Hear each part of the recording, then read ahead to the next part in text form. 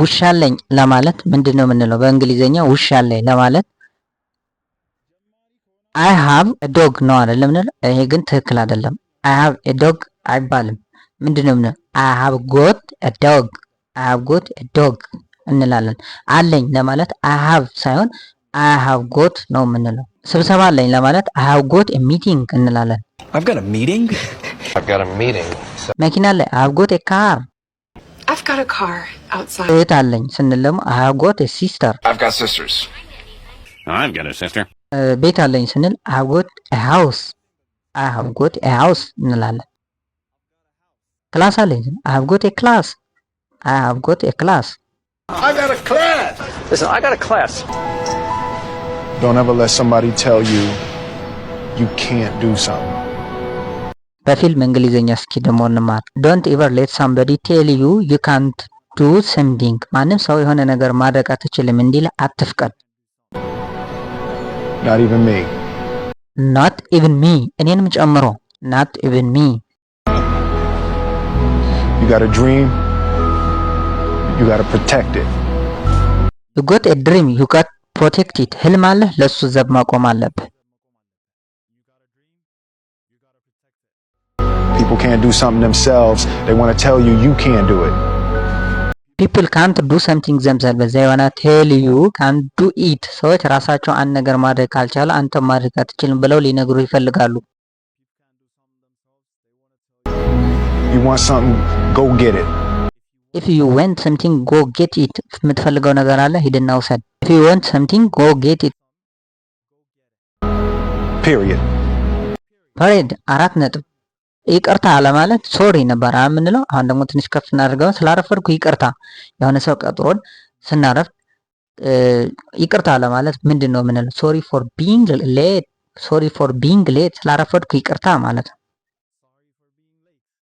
So sorry for being late. የሆነ ሰው ላይ ደግሞ ብንጮህበትን ስለጮህኩብህ ይቅርታ ለማለት sorry for shouting እንላለን ማለት ነው። Sorry for shouting. I'm sorry for shouting. የሆነ ነገር ጠይቀነው አንድ ሰው ካደረገልን በኋላ ስላስቸገርኩ ይቅርታ ለማለት ምንድነው የምንለው? sorry for bothering እንለዋለን ማለት ነው። Sorry for bothering you. I'm really sorry for bothering you. የሆነ ነገር ታዘን ከረሳነው ስለረሳሁት ይቅርታ ለማለት ምንድነው የምንለው? sorry for forgetting. Sorry, forget it. የሆነ ነገር እየተናገረ አንድ ሰው ብታቋርጡትና ስላቋረጥኩ ይቅርታ ለማለት sorry for interrupting. ስላቋረጥኩ ይቅርታ። Sorry for interrupting, but I'm sorry for interrupting. እንደዚህ በማድረጌ ስንል sorry for ብለን ing መጨመር ነው። እንደዚህ በማድረጌ ስላስጠበቅኩ ይቅርታ ለማለት ስላስጠበቅኩ ይቅርታ ስንል የነበረ sorry for waiting ልና ይሄ ግን ትክክል አይደለም። sorry for keeping you waiting ስላስጠበቅኩ ይቅርታ። ብዙ ስላወራሁ ይቅርታ ለማለት ደግሞ በኮሜንት እስቲ እናንተ ጻፉልኝ። ጉድ የሚለው ነው አይደለ? አረፍተ ነገሮቻችን የሞላው ይሄ ማለት ግን ማቆም አለብን። አሁን አራት ጉድን ሊቀይሩ የሚችሉ ቃላትን እናያለን ማለት ነው። የመጀመሪያው ጉድ ስንል አሪፍ ነው አይደለ? አሪፍ ነው ስንል በሁለት ነገሮች መግለጽ እንችላለን። ናይስ ወይም ደግሞ ግሬት ማለት እንችላለን። ናይስ ወይም ደግሞ ግሬት ማለት እንችላለን ማለት ነው። Well, my day was great, abuela. My day was great. አንድ ሰው how was the day ብሎ ቢጠይቃችሁ my day was great because the food was nice. አሪፍ ነው የሚለው ትንሽ ከፍ ስናደርገው ያበደ ነው። ያበደ ነው ደግሞ በእንግሊዘኛ ምንድነው? አንደኛው ፋንታስቲክ ነው፣ ሁለተኛው አሜዚንግ ነው።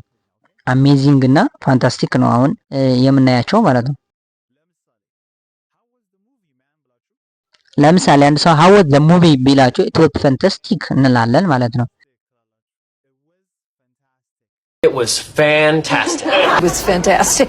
how was the movie ስላችሁ ደግሞ እንደገና it was amazing ማለትም ትችላላችሁ ማለት ነው። It was amazing. አሪፍ ነው የሚለው ወይም ጉድ የሚለው የማይታመን ስንል incredible እንላለን ማለት ነው። incredible ይሄ የማይታመን ማለት ነው። የሆነ ሰው ምግብ አቅርባችሁለት how was the food ብትሉት it was incredible ቢላችሁ የማይታመን ነው፣ በጣም ጥሩ ነው እያላችሁ ነው። ጉድ የሚለው 5 ወርዶችን እንትን ብላ የመጀመሪያው ናይስ፣ ሁለተኛ ግሬት፣ ሶስተኛ ፋንታስቲክ፣ አራተኛ አሜዚንግ፣ አምስተኛው ኢንክሬዲብል። እነዚህን መጠቀም ትችላላችሁ።